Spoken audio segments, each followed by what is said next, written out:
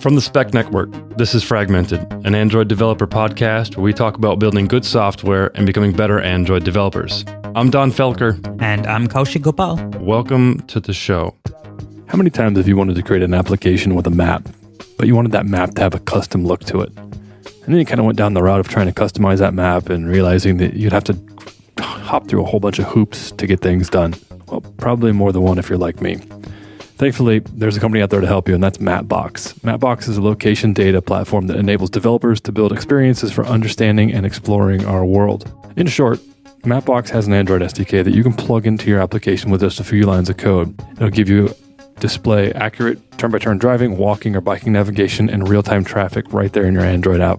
This is huge. The other cool thing that I really like about it is that they offer you complete map design control. So if your application is dark themed, you can theme it to your dark theme. If it's a light themed application, you have a light themed map and so forth. So this is tremendously important and thankfully so much easier to do. They offer a whole bunch of other things, such as location search, which is also known as geocoding and reverse geocoding, retrieving your device location, geospatial analysis, and the list goes on and on and on. So if this sounds like something that's interesting to you, you need a map, definitely check out Mapbox. I recommend that you join thousands of companies and hundreds of thousands of developers who've already integrated Mapbox into their Android project. You can visit mapbox.com/Android to get started. Again, that's mapbox.com/Android. In this episode, Kaushik and I sit down and talk with Patrick Nikoletich from Microsoft. Patrick is on the App Center team, and Kaushik and I really wanted to know how the continuous integration product worked on App Center. Patrick was able to answer a phenomenal wide breadth of questions regarding the platform, the depth of the platform, things that we could do with it, how easy it was to set it for Android developers, and all of the different options which App Center offers. So if you're looking for a new build tool, or if you're looking to evaluate other ones, this is the episode for you, and we really hope that you enjoy it.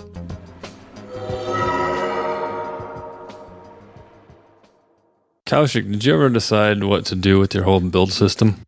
Oh my God, Don. Working in startups basically means the only time you have is to work on features. So Right. No, not yet.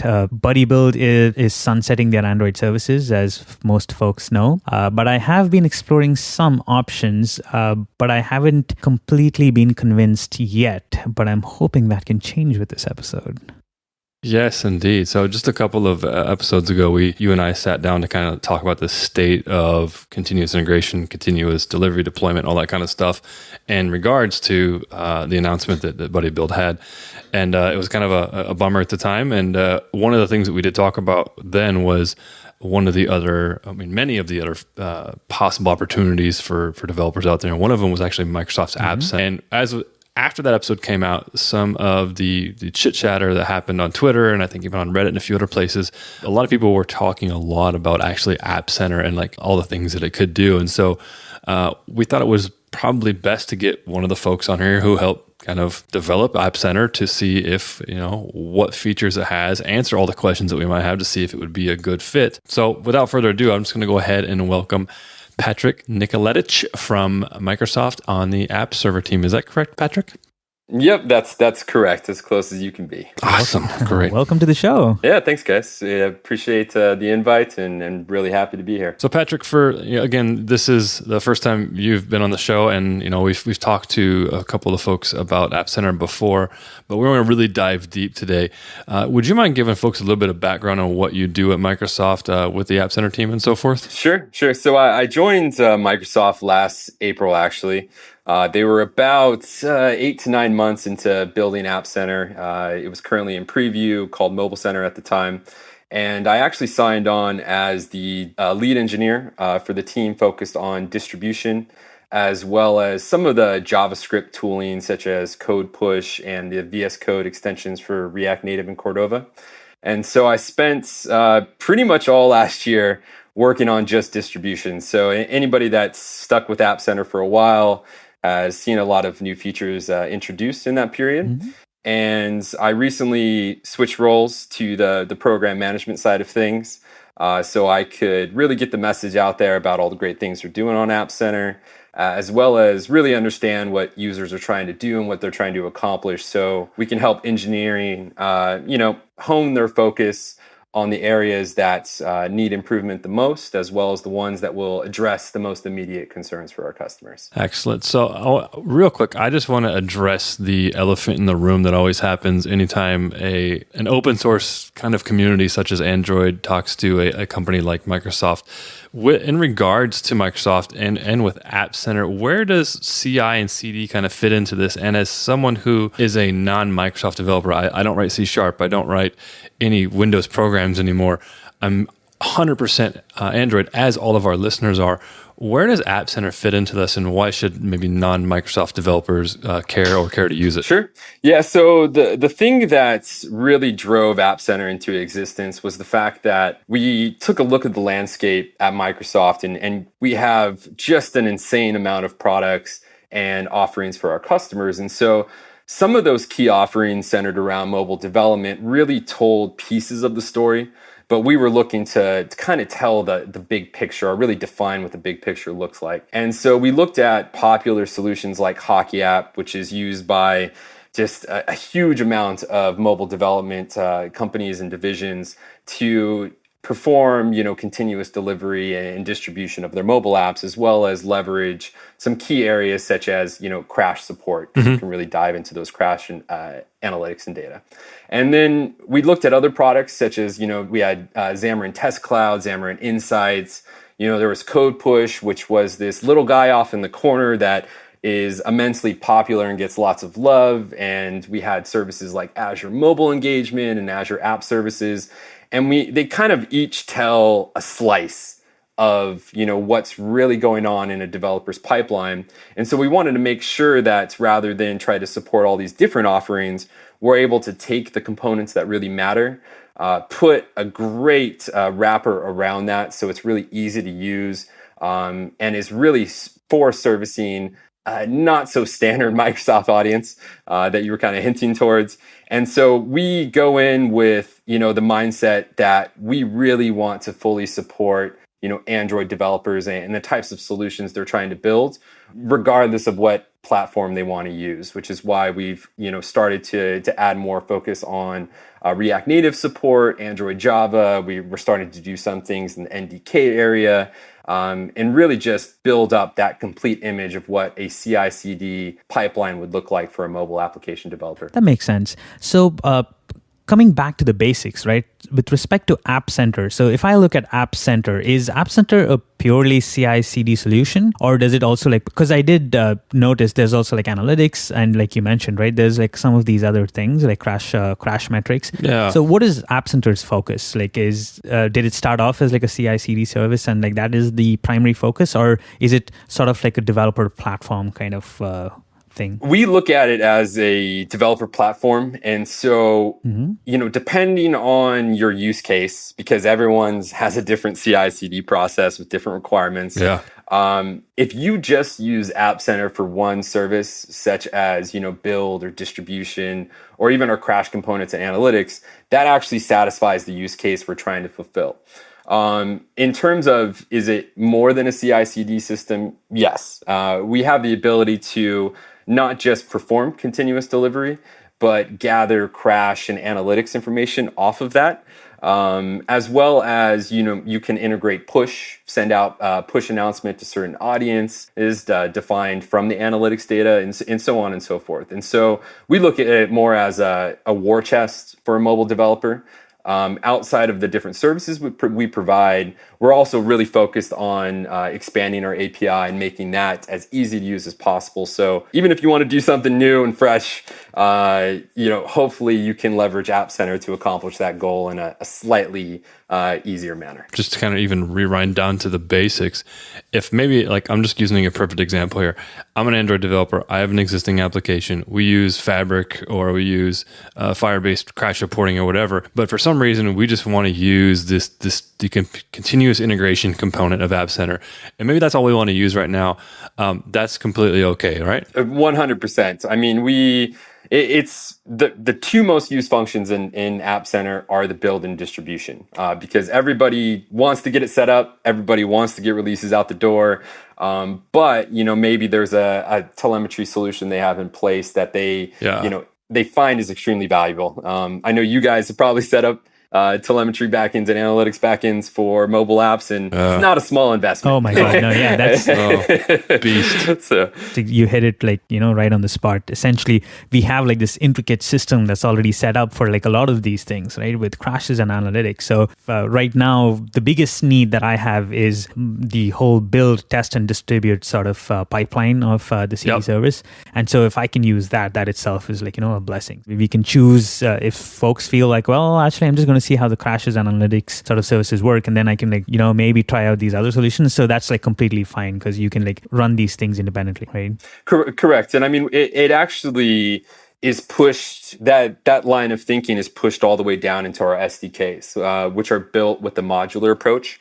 So you don't even have to install one monolithic SDK. If you want to just use analytics, install the analytics module. If you want to use crash, distribution, you have those choices and those options available to you as an end user. You read my mind. That's exactly where I was like, that was the next question that I was going to ask.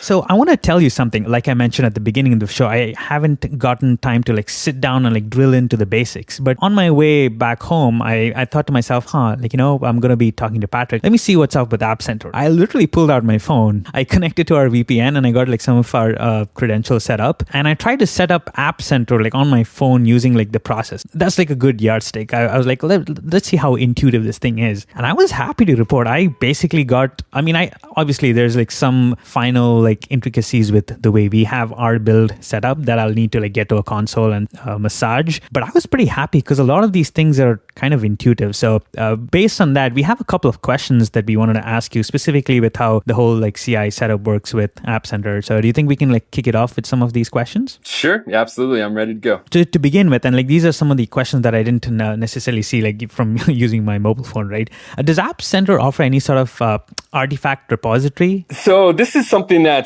come up a few times internally.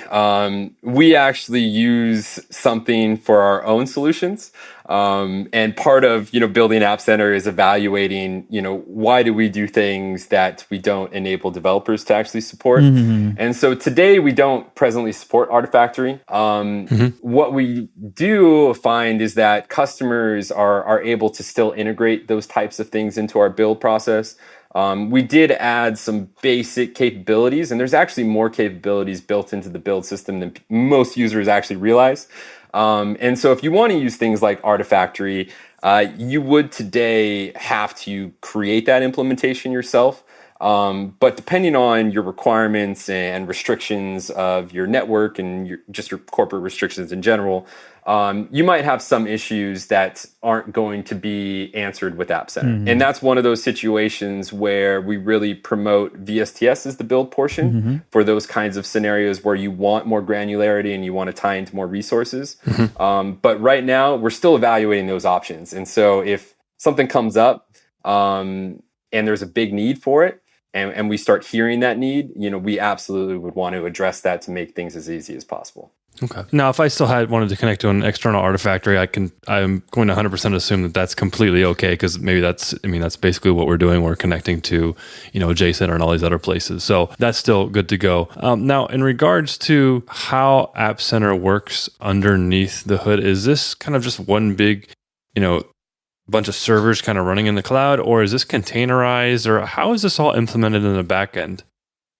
So we actually build your mobile application on Mac machines. Whoa! I know. Wow! I know. Hey there. It's revolutionary. It's revolutionary, especially for Microsoft. And so one of the big initiatives that came out of building App Center is the ability to support building mobile apps. And we're one of the few groups that roams around on MacBooks because we're all focused on mobile development for the most part. Got it. And so the way that it actually operates is we ended up building a brand new cloud of machines specifically for building App Center releases.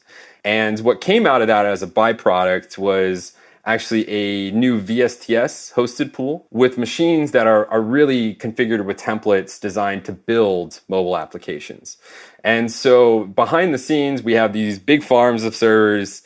When you issue a build, it goes into a VM, it builds everything, and then it gets trashed at the very end of it. And the only things to come out of a build are the artifacts themselves. And so you'll typically get a release you might get symbols sent off to the crash service, or things to help you deobfuscate ProGuard, things like that. And so yes, they're in containers, but not the type of containers that you think of when you think of Docker. Okay, got it. Okay, this is totally not the answer I expected when I heard Max come up. Most people don't, and it's very unusual for us, but we realized very quickly, that we weren't going to be able to get by with a typical solution. So we ended up building something very powerful and really interesting for us as an organization. And we're super proud of it because it was brand new, came out of that initiative, and it's been just tremendously successful for us. Very cool. But the question I have is, when you walk in the corridors of Microsoft, do you get an evil eye because you sort of carry a MacBook? No, you would be surprised. I mean, I've been using Microsoft software for about 22, 23 years now. And I would have never expected to have ended up at Microsoft.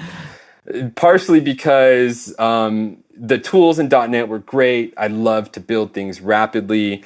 But, they were still this large behemoth, and I wanted to operate quickly and with lots of agility and be able to just, change things on a whim, which you don't get in a big corporate world, of course. And Microsoft nowadays is a very interesting place to work. We're the single largest open source contributor on GitHub, which is amazing. It's crazy. There's a lot of software in App Center that we've actually open sourced, specifically in distribution. We're open sourcing things all the time. For example, if you're curious about when you distribute a release through App Center and it's an APK, we actually have as an NPM package the routines and libraries we wrote to open up your software and look at it. So if you're ever curious what we're analyzing and what we're actually pulling out of your releases, you can actually see it if you care. Oh, that's fantastic. Yeah. And, there's also other things we've explored opening up, such as, how we sort Semvers, which you would think is a very simple problem, but it doesn't really work out that way. And so being able to support that across multiple platforms in a way that can be optimized and efficient was actually a small challenge for us. And so we're looking to open that up as well. So as we make steps to improve App Center and, we burn engineering time and energy solving these problems, it's been a big drive for us in the App Center team to return that to the community. And it's only going to grow, or I should say accelerate velocity faster and faster in the coming years. And so we don't get evil eyes. People really love what we're doing. People love the design of App Center. It's very not like Microsoft in a lot of ways. It is very nice. I will say, as I was using it on my phone, I was like, it was intuitive and it was very pleasant to use, which is... Yeah. And honestly, that comment is what we're going for. We strive every day in our design meetings, whether or not an experience is delightful. And we want you to feel happy to use App Center. It creates kind of a disconnect sometimes with some users because they're expecting App Center to be this big monstrosity that just has 5 million features, like most Microsoft products do. And that's really not our goal. We want you to come in, operate cleanly and quickly, and return to your day. Return that time to yourself and spend it really focused on feature development and not the rest of it. Patrick, one quick question for you, and it's just kind of hanging there for me, is you said that they build on Macs, and you said something about VMs, and the VMs are trashed. So what I'm wondering is can anybody else get to my builds at all? Because we're running on all these different machines. How are my builds secured to make sure no one else can get to my artifacts? Yeah, so when you actually finish a build, we upload that artifact into a secure blob storage account, and we literally trash every asset. Privacy is, coming to Microsoft is one of those things that I was just totally surprised to see how serious we take customer data. Being there for a little while, I would only want to store my files in OneDrive. Let's put it that way, because we're very, very rigid in terms of, how we handle data that our users actually upload to us. And it's only gotten crazier since the new GDPR requirements. And so, you can rest assured that any data that you put into App Center, you're going to have access to export it, and you're going to know exactly what's in there still and what's available, because we're going to make it available. But those whole machines get trashed, the drives get trashed, and so you shouldn't really worry about your builds being exposed during the build process. When you distribute it, it does get uploaded to a CDN. Okay, cool. And so if you do know the links, which are very long and obfuscated, and you magically pick the right one, you can grab a release, but you won't be able to do it in a predictable manner. Gotcha. Okay. I had two follow-up questions. So one, you did mention something about parts of these things were open source, right? Is this open source in like a Microsoft GitHub account? Yeah, so we have the Microsoft org, which has a ton of projects. We also open source different things under our personal accounts. Just last night, I was working on adding PR checks for GitHub into App Center. Oh, nice. And I released that open source as an Azure function to show you how you can, really quickly and easily add PR checks. So it'll automatically create and run builds in App Center when you open PRs and return the status over there as well. Oh, wow. And so that's game changer right there. So things like that we open source under our personal accounts, typically because we're just trying to share it. And then if there's traction, we'll roll that up into more of a standard Microsoft offering. But we don't want to hold up and keep people waiting. We want to turn over ideas and options and solutions so you don't have to figure them out on your own. Thank you for doing that. Appreciate I love that approach. That's 100%. Yeah. It's by far the best part of my job. So I had another last question with respect to, the whole security thing, right? So one thing that my company does is, obviously for many reasons, we have to store a lot of our credentials in secure servers, like in my office, right? And this is behind a VPN. Mm-hmm. Does App Center allow me to sort of like connect to that VPN in a secure manner? Is that something that's possible? So targeting things that are more on-prem is not a current offering for us right now. We do support the big cloud providers, and you just going through the build setup flow that you went through. There's no way we could create that kind of experience if it involved on-prem solutions as well. That's fair. And so we've targeted delivering optimal solutions to the community that utilizes GitHub and VSTS and Bitbucket right now, but the end game is to support your repositories no matter where they're at. And so we get a lot of requests for GitLab on-prem, for example. We used GitHub Enterprise for a while, and we couldn't use that with App Center. And so there's a need internally and very much so externally to support that. And it's one of those scenarios where we're hoping to target this year and really flesh out how do we actually take what's on-prem, take the best of what you value behind closed doors, and tie it to App Center so we can, utilize it in a secure manner. And I was going through the docs, and this is the part that I thought was extremely cool, right? In the documentations, you say there's a REST API for App Center, which means can I do the stuff that I usually would do by clicking the buttons here via an API? So we have an API first mentality. That's and what amazing. That really means. Yeah, that's really good. Oh, it's awesome. So we have over 200 public APIs. You went through that whole build process, right? And our whole website, like I would say 99% minus things that have to do with billing, are built on our public APIs. That's amazing. That's amazing. And the reason I brought that up was because even if you don't necessarily connect to the VPN, I could make a REST API call through a secure way to I could run like a cron job or something on my end, at least in like the interim, and I could potentially make those REST API calls to App Center and like do what I would otherwise have to do. Because my whole idea is to automate this, right? Like I don't want to sit there doing this ourselves, but if we had like a cron job or a trigger, then I can see like, some possibility of this being automated, right?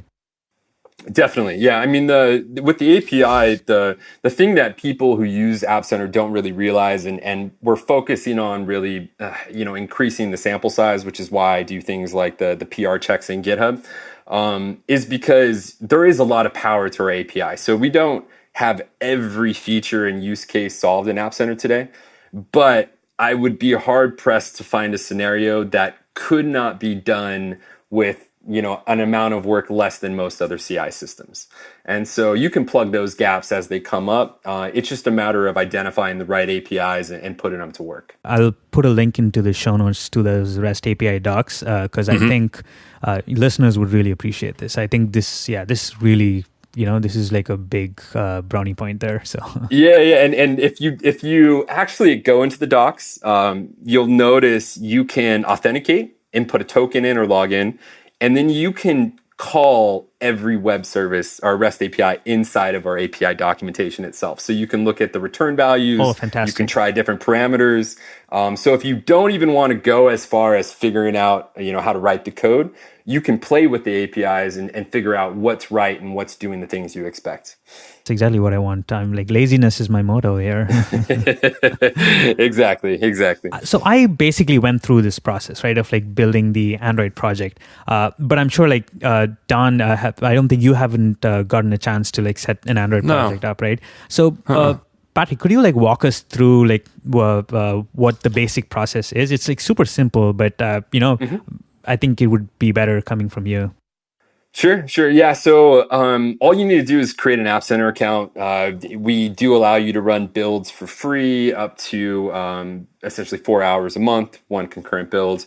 And once you log in for the first time, you can select the build service, which is going to be on the menu on the left.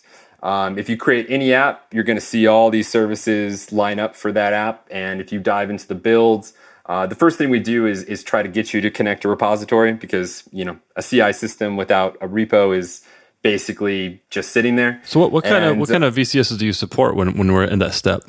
Sure. Yeah, we focused on GitHub because obviously, that's the biggest player in the game in terms of open source repositories and one of the biggest providers and hosts for other companies as well. There's Bitbucket, which is super popular, from the Atlassian family. Love their tools and it's a great solution. So we wanted to make sure to tie into that too. And then there's the VSTS implementation, VSTS being part of the family. We obviously wanted to integrate it into there too. So that way we can grab anybody using a VSTS account, fetch the repositories and make it available. One of the nice things that we do is when you select your provider, we actually pick up a lot of information automatically, and we just present you with the search box. And you can immediately see your whole list of repositories that you have access to link, as well as you can search. For those of us that have a whole lot of repositories under their account, the search is immensely powerful, immensely useful. Once you select your repo, the thing that really differentiates us from a standard CI service is we don't ask you to build tasks or steps or define a workflow that makes sense for you. We want to build a mobile application as quickly as possible, right? And so we look at the repository, identify, what it's built with, whether it's, Android, Java, whether there's Kotlin in there, whether it's React Native or Xamarin, whatever it might be. And we analyze the repository in near real time. It usually only takes a few seconds. And we present you with options that are automatically selected with the settings that we feel are right for your project. And so we'll pick up different release configurations. We'll pick up whether or not you have a post-clone or pre-build or post-build script in there that should run. I noticed that, Yeah, that's one of the most popular things that we added in was a lot of people wanted to do fancy things, which is, naturally expected. And so we added in a few options so you can drop in a shell script with a predefined name. They're literally App Center post-clone, App Center pre-builds. And if we detect that file, we show you it in the UI to let you know that, hey, we registered this as a script that needs to be run. And during the build process, we'll run it at the appropriate This is time. basically what I meant by it being like a beautiful sort of experience, because I was like literally on my phone and there's like this nice check mark that shows, and I think you support 3 kinds of scripts, right? Like the pre-build, the post-build, and there's one more that I'm forgetting. It's the post-clone, which is right after the repo hits the build machine. I want to do some prep work before it even gets to the pre-build portion. Out of curiosity, what is like App Center, the website built on? Is it .NET? Ah, yes. We love React. We are a React.js shop. Very cool. And you would be surprised how the backend is built. I mean, there's obviously some .NET in there, but there's a huge amount of Node. There's a good amount of Ruby. There's really? Okay. We have some Java. It's a different Microsoft. We got a whole family of languages powering App Center today, and we personally, we love all the options. I mean, one of the reasons that I came to this group was because of the fact that I wouldn't be stuck just doing one thing. I wanted to grow my Node skills. I wanted to play with React.js and React Native all day. I wanted to dive into Java, utilize these things that I've kind of focused on one at a time and do it all together. So it's a melting pot of technologies and constant war and engineering deciding what's the right language and approach to problems that we want to solve. I mean, I love it. I was using it and I was like, this feels very fluid. It feels very modern, which is exactly what we aim for. Yep. It is one big spa React.js application, basically. So after we have the shell scripts, I'm just kind of bringing it back here. We get the shell scripts, it picks those up. What's the next step that happens after that? Like, how do I'm still trying to get my build going as fast as possible. What happens right after that part? So we pride ourselves on the 5-minute CI setup and CD setup, basically. Boom. So you have the options to do a few things. You can turn on a launch test, which means after my app is built, I want to run it on a real device to make sure it starts okay. I can select a distribution group for it to be sent to. If you just created an app, we automatically create a group called collaborators. You which skipped represents... something I'm sorry to interrupt you, but you said something so important that I think we should touch on it again. I think you said something about a launch test. Can you elaborate what that is? Yeah. So, oh my God, yeah. So this is very important. Build is very exciting to us in general. So I from the end to end, I'm super... I have super positive experiences with all the options in there, and launch tests, like you're saying, is extremely valuable. So what that is we have a test service inside of App Center, which allows you to run releases on real devices. We have close to 3,000 devices in our device cloud. Wow. Nice. All different shapes, sizes, versions. I think we go back all the way to Android 2.0 still, but we're thinking about dropping that at some point. And so you can pick and choose a wide array of devices that represents what users are actually using. And so what the launch test does is it lets you, after it builds, it takes your APK, will upload it to a device, and will actually just make sure it opens up. That's huge. And so, most problems that occur in a bad build, there's obviously the crashes that occur while you're using it, but, we find it actually mitigates a lot of issues users have when they introduce a bug, which literally causes their app to stop opening up, which means nobody else can do their job, and testers definitely should not receive that APK. Yeah, it compiles just fine. Everything looks good it's a green build, but then as soon as you try to install it, you realize, oops, this file's missing. Some initialization data's gone, whatever else. And that little launch test can catch so many of those things. Exactly. And that's just the start of it. I mean, right now we have the ability to run a launch test. We're already looking at deeper integrations into tests, so you can do more advanced things like really define what types of devices it's going to be run on during that test, and you can actually kick off automated UI tests as well, just out of the box with a couple clicks. Right now, if you want to run the full UI, test end-to-end testing that you put into your application, it does require an extra step.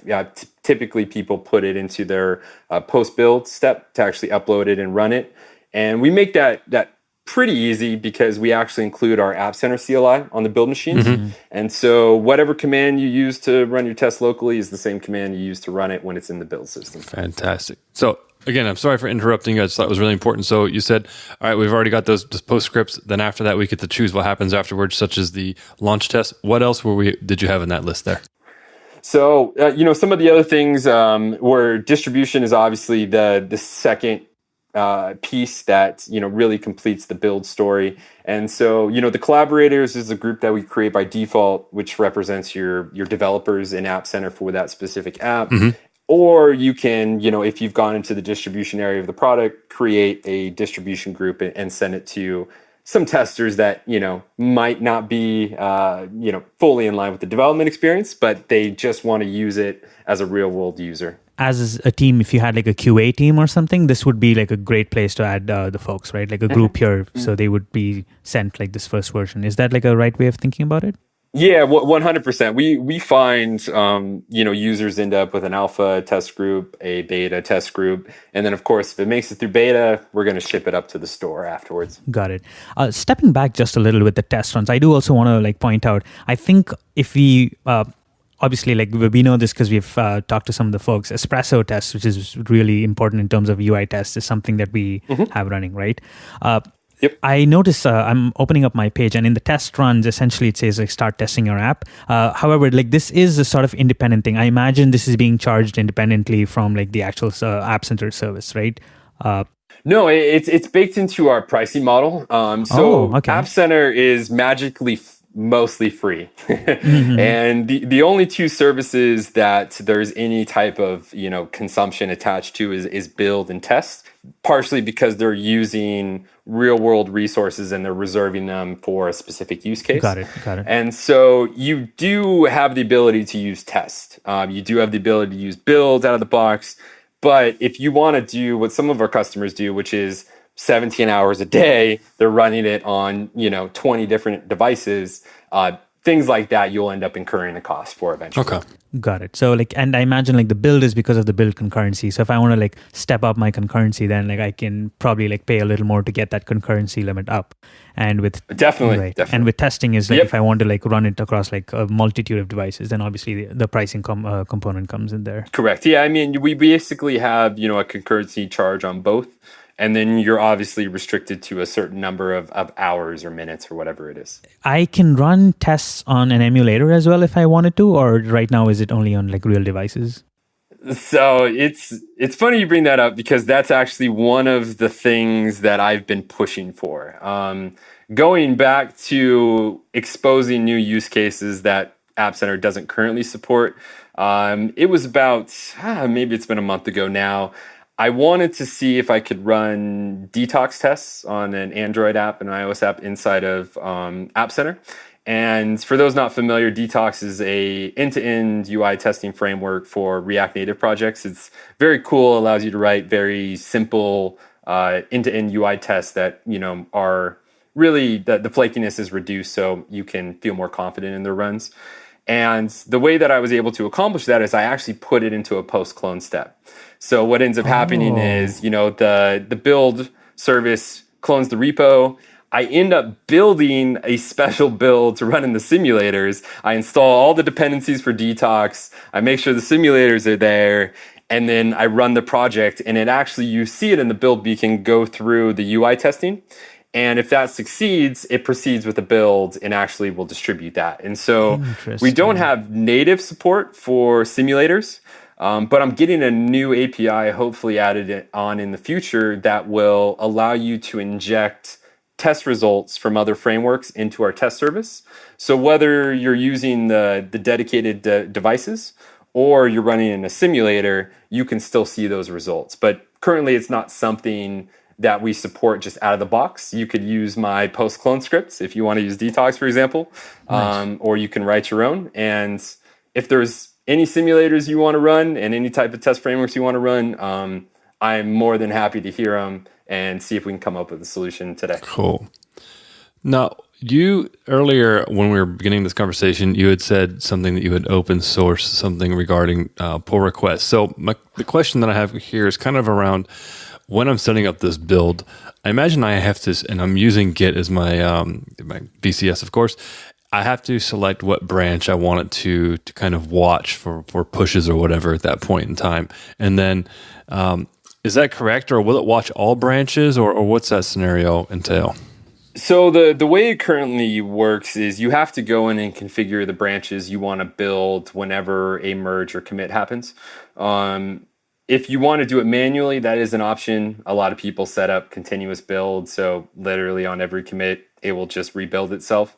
In terms of doing things like attaching those configurations to new branches that are created automatically, and things along those lines, the solution that I just released last night will accomplish that for the most part. So as you create new branches in GitHub, it figures that out and runs them, and it actually takes the master branch config, removes right now signing options and distribution options. So all it's trying to do is generate a clean build. But it's based on your master build configuration. So if you were to log into our VSTS system where we do all of our CI for all of App Center, we always end up with this second build configuration, which represents PRs. And so one of the things that I found kind of nice in a simple Azure Function solution is that I can just say, hey, this branch has a good build configuration I want to use, just adjust it so it gives me what I want to know, which is, does this pass all the checks and does it build cleanly, essentially? So this, I just want to make sure I'm wrapping my head around this, because I do this at one of my clients. They have their CI set up in a very similar way, meaning that we have the master branches, which the main line of development. And then each time as a developer myself, I'm working on a feature, I'm done with the feature, I push that feature to the remote repository, to our Git server. At that point in time, the continuous integration realizes, hey, there's a new branch or whatever, or a new pull request that's been popped up, new pull request. I'm just going to go ahead and automatically build that. That seems like it's super useful. That's exactly what your code does, right? That you pushed up there? Correct. And so I really love Azure Functions. They're just like some of the other offerings out there, which allow you to essentially build an HTTP endpoint with very minimalistic code. Okay. And so I was able to write a quick GitHub webhook handler. All right. So you just go into GitHub, you basically set it up as your webhook URL. It sends all events for when a PR is opened or synchronized, which means that some code was changed attached to the PR. And from that, I'm able to go into App Center through App Center's API and make all those adjustments to build automatically. And I added in a post-build step that checks to see if the build succeeded. And if it did, it reports back a successful status for the PR check. If it fails for any reason, I report back a failure, as well as the link to the log in App Center. So if I'm in GitHub, I can just click view details and it'll bring up the log information I expect. I had one quick follow-up, just because for folks who are not aware of Azure Functions, right? As I'm not, what is the function written in? Is it like C#? Sure. Is it JavaScript? And then also, this gets me really excited, right? So how do I apply this on App Center? Is this something I upload it? Is this do I go to an API? How I want to start doing crazy things now. So how do I use this Azure function on my App Center build? I have, I spent a lot of time writing C#, so I have a special affinity for writing JavaScript, or getting the opportunity to write JavaScript anytime I can. Oh, nice. So I opted for using the Node option. You can use C# or you can write a JavaScript project for the most part. And the awesome thing about being able to share solutions in this manner is inside of the Azure portal, to get it set up, you as an end user, let's say you want to give the function a try and test it out. All you need to do is fork my repository on GitHub. You go into Azure, you basically say, hey, I want to create a new Azure function. You give it a name and it'll create a container for a set of Azure functions. There is a extremely powerful and great to have option in there to set up continuous deployments for an Azure function. So all you do is when you create it in Azure, you basically say, hey, I want to go pull the source code from this repository and keep it in sync, and I want this repository to be my function instead. And so what it does is it actually talks to the GitHub fork, grabs the latest changes, starts them up, and gives you a URL to put into GitHub to use for the webhook, essentially. Got it. So the way it communicates in the end with the App Center thing is the webhook. So the webhook basically is my bridge between the Azure function and the App Center build. Correct. So as you open up PRs in GitHub, the Azure function is listening to these changes, and it's checking App Center to make sure that, hey, we're building these things and that there's a build configuration running, or that it just exists in the first place.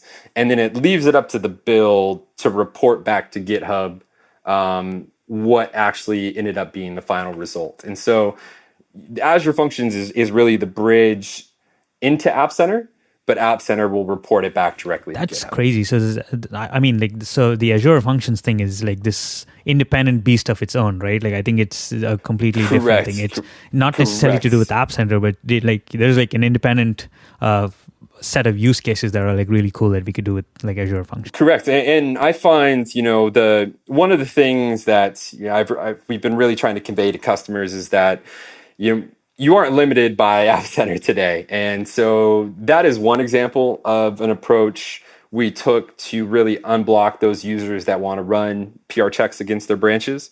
Another example that really shows kind of the power behind that is there's another Azure function that I open sourced as well for analyzing releases, looking at their crash information, looking at the number of sessions, how long people used it, how many times it was used, things along those lines to validate that as the software has gone through testers, no crashes have crept up, and B, that the amount of time that testers spent in a release using it is enough to satisfy the requirement of an actual release to the store. And so the Azure function takes care of looking at a release as it travels through the pipeline and then makes the determination, yes, this is good enough, move it to the next group or move it all the way to the store. Interesting. So on the topic of integrations that you can basically create all types of integrations with Azure Functions from what I'm hearing. Mm-hmm. Are there any other built-in integrations that I might be able to use right out of the box? Such are very common ones like I want to get notified in Slack if my build fails, or I want to attach some comment to Jira when my build succeeds or fails, email notifications, anything like that? So right now, in terms of notifications, we obviously have some standard notifications in there, such as, when a release is performed, when you're added to orgs and things change, you get notifications right now.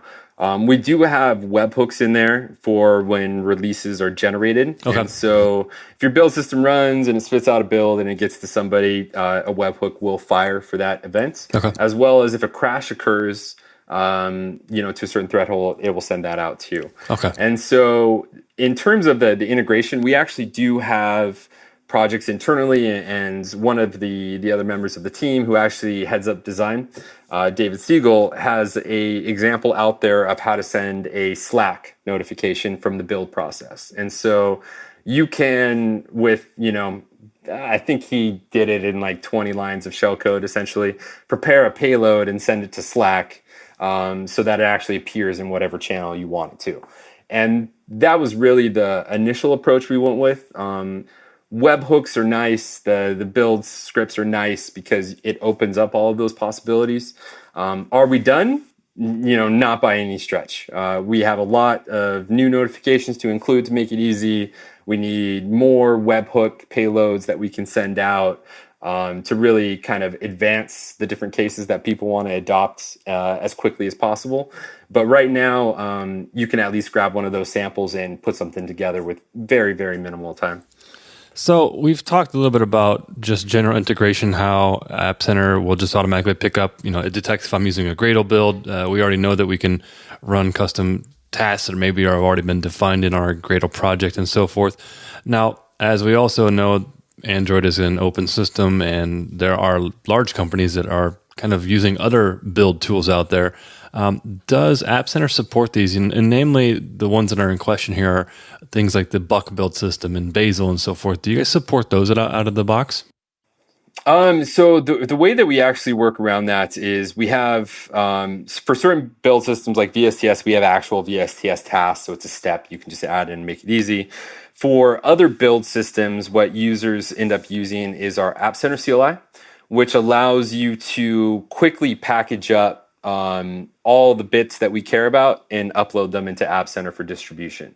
And so you can, for the most part, accomplish most scenarios when it comes to getting a build out from another build system with one line of shell script. Okay. And that's really just running an App Center CLI command, which covers a huge amount of our API and makes a whole lot of things a lot easier than if you were to try to just use the API directly. So that's a good question. Like if I'm using one of these custom build systems, or hey, I've written my own because I have a fun weekend to do that on, and I need to install something on this actual machine before I can kind of kick off my build. Would that be in the post clone step that I can do that? And can I install software onto that like VM? So going back to one of my earlier comments, which is, users don't really realize how powerful the build machines are.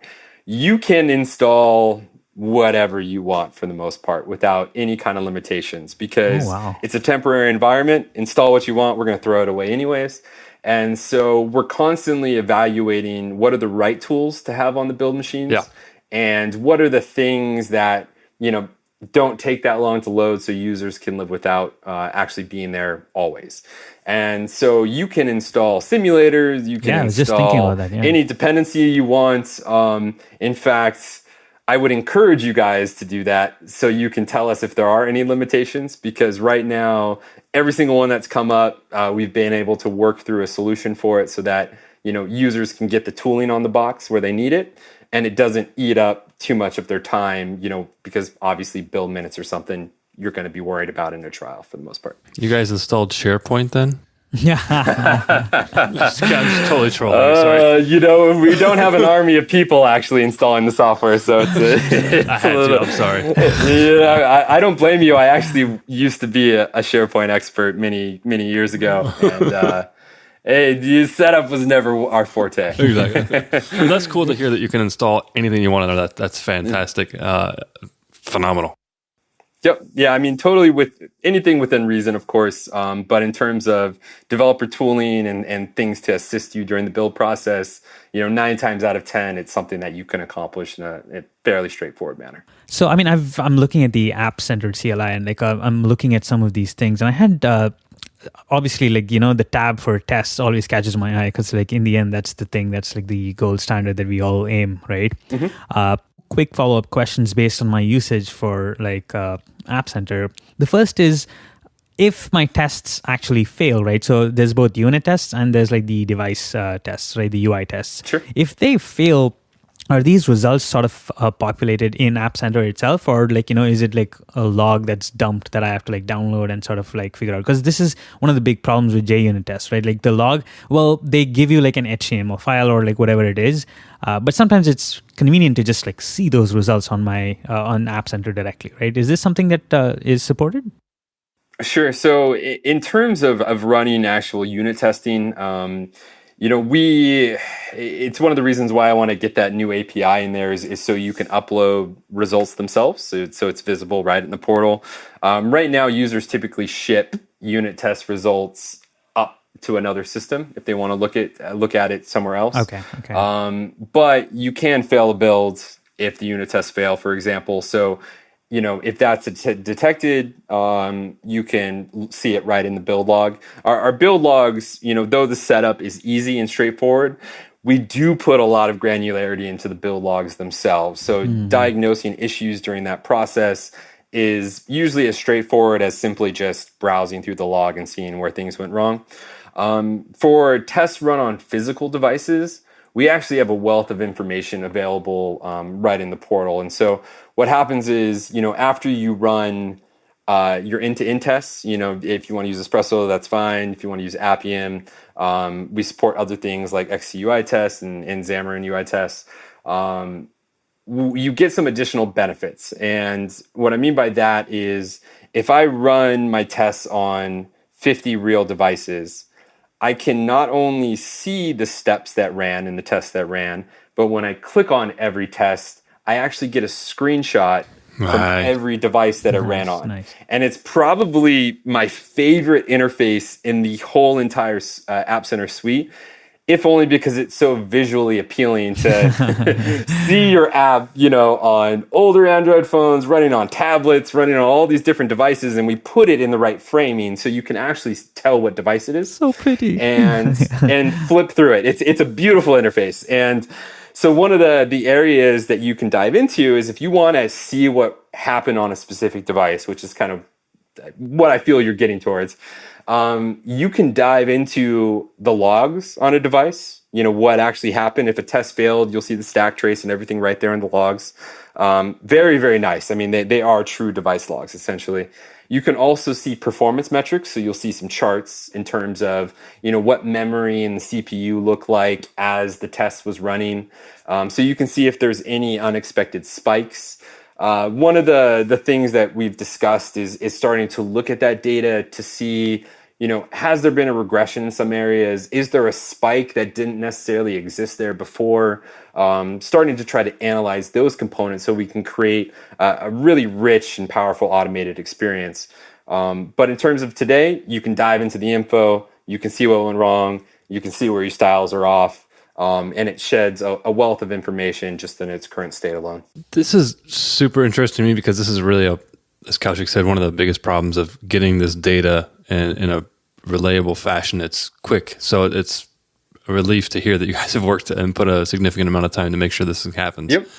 One of the questions I do have in regards to running these integration tests is, can I choose multiple devices to run these tests on in parallel? And let me give you an example. Maybe I want to run my tests on a brand new Pixel 2 device to make sure it runs in that environment. But then on the opposite end of the spectrum, I want to find the crappiest device that you have in your farm to make sure that my app runs on that, because usually that's a pretty good litmus test. If it runs on the worst spec device that you have and all my tests pass, then most likely if I'm covering both the boundaries, I have a fairly good level of these things. Is that possible? Yeah, I mean, while I don't necessarily recommend running a super modern app on a very old device, it is totally possible.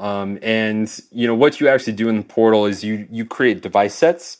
So you'll browse through thousands of different phones to find the devices that you want to use. You can put them into a set, so you can select 10 totally different devices that represent kind of all the different levels on the spectrum, from old and outdated and slow to super high end and modern. And when you run the App Center tests on those devices, it will run them all concurrently. So you don't have to wait around for one to finish and go on the next. Oh my God, that's so the nice. thing that you'll notice is the testing time can increase. Yeah. We have people that run them. I think the largest I've seen so far is about 180 devices. Oh my Lord.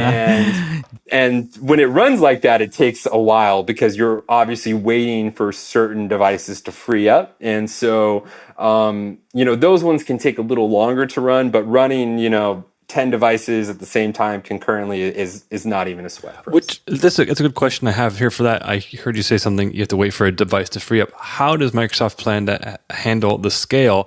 Let's say that App Center becomes super popular. Me as a developer and my team, I want continual fast feedback cycles, and I don't want to have to wait for devices. How's Microsoft planning on handling that scenario? Yep. I mean, so one of the key benefits of, going with App Center is we have a lot of muscle. And by that, I mean, we always make sure to overscale, which, is not too different from most engineering groups that I've experienced. But at Microsoft, in terms of, App Center test and build, we always want to make sure our capacity far exceeds real world expectations. And so if you're waiting around a long time for a device, it's not a great experience, and it doesn't really fulfill our vision for the product and the platform. And so we make sure to have plenty lying around. The only reason I mention that is because, 180 devices takes a little while to chug through those things. Mm-hmm. And some of them are extremely popular at certain times, some are not. There are definitely days in Windows where there's less usage in the test service, just because of natural work week schedules and whatnot. And so you shouldn't have to wait very long to get a device. The tests do run very fast. But, if you're trying to span a massive set of devices, and, there's an older device in there that people are testing with, but we don't have a lot of, because there are certain phones that we just can't have 20 of them.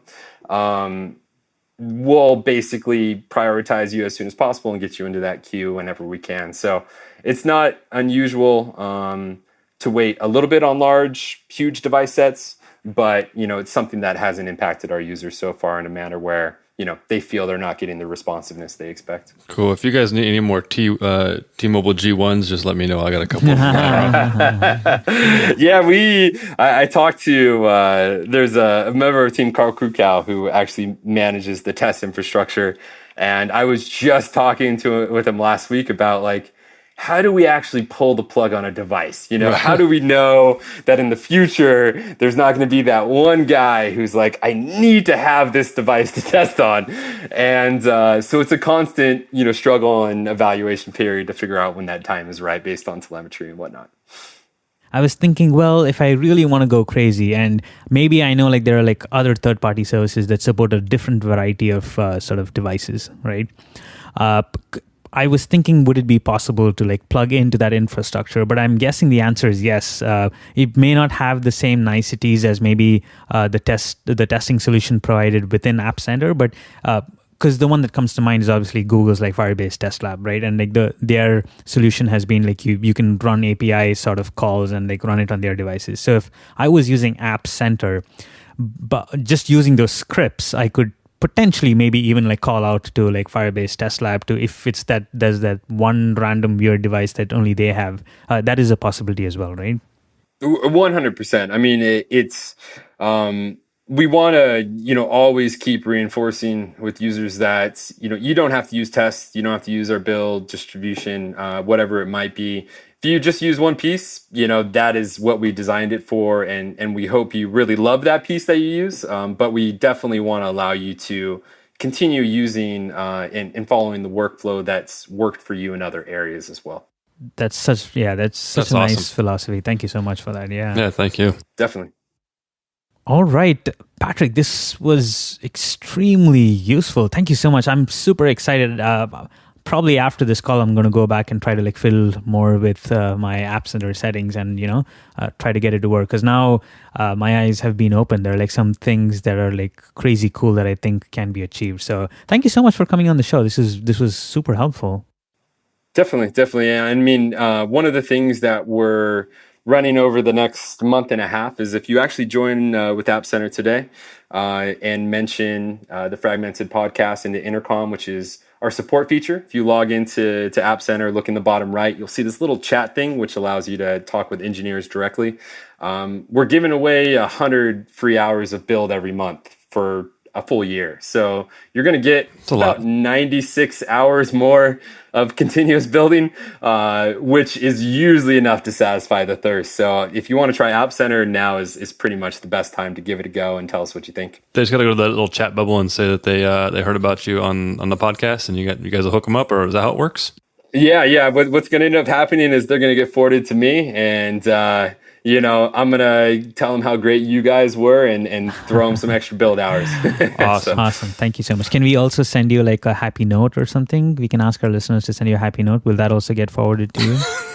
Oh, yes. If it goes in there, you'd be surprised where that stuff ends up. I mean, most people assume that we have like 5 different layers of support. And if you've been talking to us, you've been talking to the engineers building it. So it's a very cool experience. Fantastic. So listeners, send a gracious, thankful note and mention the Fragmented podcast in that chat bubble. And some goodies coming your way. Patrick, thank you so much. If folks wanted to maybe reach out to you, is there any other place that they can, like maybe if they have questions, are you on any social media platforms that we can like reach out and get some answers? Yeah, I just finally joined the Twitter world after being in the, behind closed doors in the business-to-business space. So if you want to reach me on Twitter, my handle is just LBCPat because I'm from Long Beach, California. Oh, nice. Patrick. Nice. And so, I'm always posting different tips and tricks on there and cool little functions and random code I'm working on that will kind of enhance your App Center experience. Fantastic. And Don, I know you're going to be excited as well. So if folks want to find out your experiences with App Center, what's a good place? The best place is going to be on Twitter at Don Felker, same on Instagram. And I'll definitely be checking this out here very shortly because I need to be experimenting with a couple of options. And this is looking to be a very high contender for me. So, and Kaushik, and I already know that you've already have run this while you were on the bus. So that's actually a pretty impressive feat to test for App Center. But if folks want to learn about that adventure that you went on there, where can they reach you? Kaushik Gopal on both Twitter and Instagram. So yeah, folks can reach out, and I can give you like the bus ride version first feedback, and once I actually finish this podcast here, I'm gonna sit with it a little more, and then over time that would be a good place to get more feedback. All right, folks, thank you so much for listening. Patrick, thank you again so much for coming on the show. It was such a pleasure. Yeah, thanks, guys. I appreciate you guys having me on. We will catch you all in the next episode. Right before we get out of here, I'd like to take a few moments to thank our sponsor for this episode, and that's Mapbox. If you're looking for a map and you want to put it inside of your application, you definitely need to check out Mapbox. They provide turn-by-turn driving for walking, driving, biking. They offer complete map design control. It's a tremendously huge thing. They offer you all kinds of different functionality, such as geocoding, reverse geocoding, location, you name it. Mapbox has got you covered. If you're interested, go to mapbox.com/Android to get started. Again, that's mapbox.com/Android. That's it for the show, folks. Fragmented is hosted by Don Felker and me, Kaushik Gopal. We edit and produce all the episodes here on Fragmented. Sarah the Amazing Jackson from the Spec Network helps with production assistance and wraps our final mix. Our theme and ad music is by the national recording artist Blueprint from Weightless Recordings. You can find more Fragmented episodes at fragmentedpodcast.com. Thanks for listening, and we will catch you in the next episode.